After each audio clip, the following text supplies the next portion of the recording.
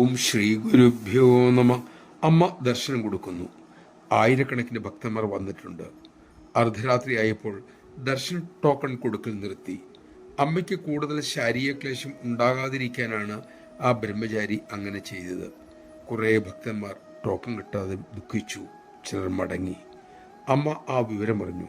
ബ്രഹ്മചാരിയെ വിളിപ്പിച്ചു. അമ്മ ആ ബ്രഹ്മചാരിയോട് ഒരു പ്രായശ്ചിത്തം എന്ന വിധം 100 പേരുടെ ചെരുപ്പ് തുളയ്ക്കാൻ പറഞ്ഞു. അധികം സന്തോഷത്തോടെ അത് ചെയ്യാനും ആരംഭിച്ചു.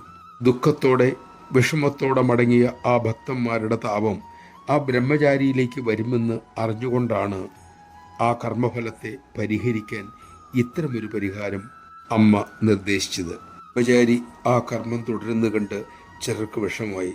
അവർ അമ്മയോട് അവരുടെ സങ്കടം അറിയിച്ചു. അമ്മ ഉടൻ തന്നെ അദ്ദേഹത്തെ തിരിച്ചു വിളിക്കുകയും ചെയ്തു.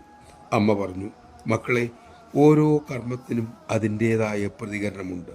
അതുകൊണ്ട് വളരെ ശ്രദ്ധയോടെ ജനങ്ങളുടെ വികാരം അറിഞ്ഞു വേണം എല്ലാവരോടും പെരുമാറാൻ. നമഃശിവായ. കർമ്മനിയമം വിട്ടുവീഴ്ചയില്ലാത്തതാണ്. അതിനാൽ ചിന്ത, വാക്ക്, പ്രവർത്തനം എന്നിവ വളരെയധികം ശ്രദ്ധ നമ്മൾ ചെലുത്തുക തന്നെ വേണം. അമ്മയെ സ്മരിച്ചു വേണം എന്തും ചിന്തിക്കാൻ, എന്തും പറയുവാൻ, എന്തും പ്രവർത്തിക്കുവാനും. നമുക്കതിന് സാധിക്കട്ടെ.